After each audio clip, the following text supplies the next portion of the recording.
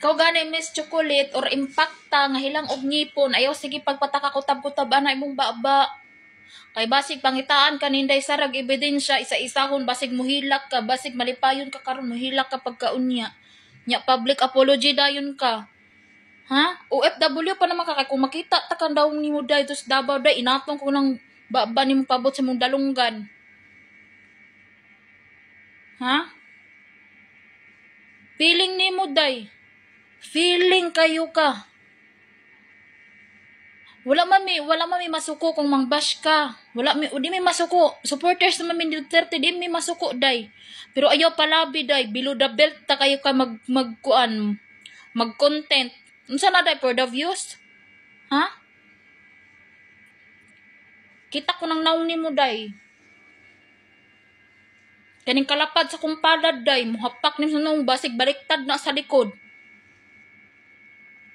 Hilas kay ka? Mingon-ingon ka kay Inday Sara Duterte only in the Philippines. Nga gilustay sa Vice Presidente ang kwarta sa Pilipinas tapos pagkahuman wa siya kabalo kung asa gigasto. Gaga ka?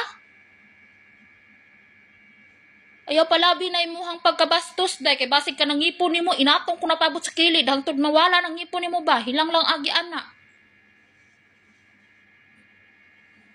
Di ra ba ka gwapa day? Di ra ba ka gwapa? Gwapo pa tanaw na kong lubot sa imuha. Hilas kayo ka. Mura kag sikin sa makasulti, mura magnakay ebidensya. Latagan, pangitaan kag ebidensya day, yun ang baba nimo. Kanang hilang nimo ngipon. Mbot lang.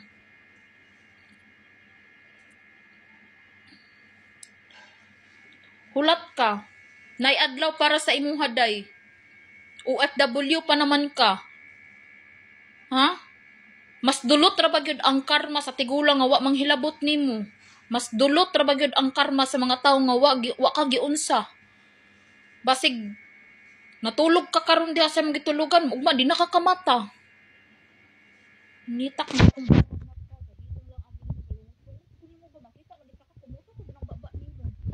na, salamat ka. Nako diri sa Qatar-day. Asa makadapit sa Qatar-day? Magkita ra ta. Baga ka, bayhana ka, baho kag bilat.